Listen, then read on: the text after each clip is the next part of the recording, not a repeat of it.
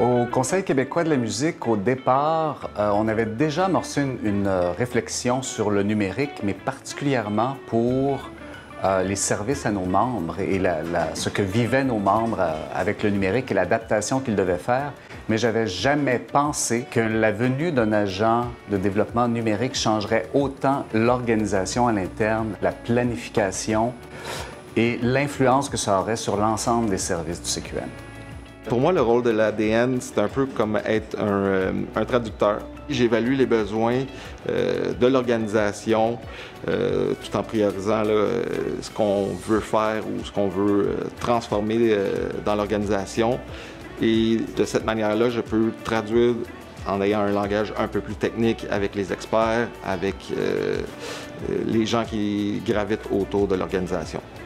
Le grand défi, c'est de permettre aux organismes de prendre ce virage numérique-là, de le faciliter, de le rendre accessible au niveau des ressources financières, humaines, pour que les organismes puissent continuer à faire ce qu'ils veulent vraiment faire, en fait, de l'art et de la création. Fait qu'on est vraiment là, je pense, dans une posture de support aux organismes. Pour moi, le plus grand défi pour les organisations culturelles est justement un changement de culture, c'est-à-dire d'adhérer aux valeurs du numérique, c'est-à-dire ouverture, partage et collaboration.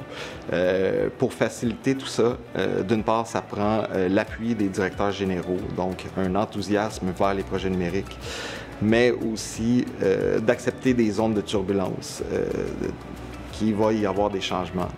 On est à l'ère de la collaboration, du développement d'initiatives communes, puis si on n'a pas une communauté autour d'un projet, ben c'est dommage, mais ça ne fonctionnera pas. La transformation numérique est un processus humain et que fondamentalement, le numérique n'est pas une finalité, mais plutôt un moyen de s'offrir de nouvelles capacités, tant pour les individus que pour les organisations. Moi, ce qui m'impressionne, c'est qu'au départ, on pensait que les agents de développement numérique viendraient faire une espèce de mise à niveau de l'organisme, puis ensuite l'organisme serait autonome dans son développement numérique. Mais ça va tellement vite, il y a tellement de développement, il y a tellement de nouvelles possibilités que pour une équipe, même si on travaille avec des outils numériques, c'est impossible d'être à jour tout le temps sur tout ce qui se fait. Ce qui fait qu'on a vraiment besoin d'une ressource spécialisée qui connaît le langage, qui connaît ce qui se passe. Le réseau ADN, en fait, c'est un grand bassin de littératie numérique duquel on peut piger pour prendre de l'information, mais aussi donner et partager de l'information. Faire partie du réseau ADN, c'est vraiment une chance pour un organisme parce que faire partie d'un réseau, c'est toujours enrichissant.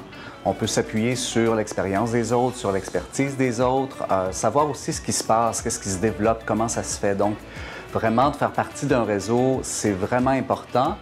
Notre mission, concrétiser la transformation numérique du milieu culturel québécois.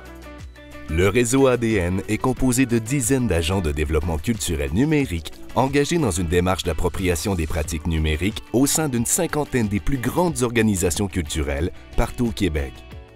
Pour en savoir plus, rendez-vous sur le Wiki des ADN.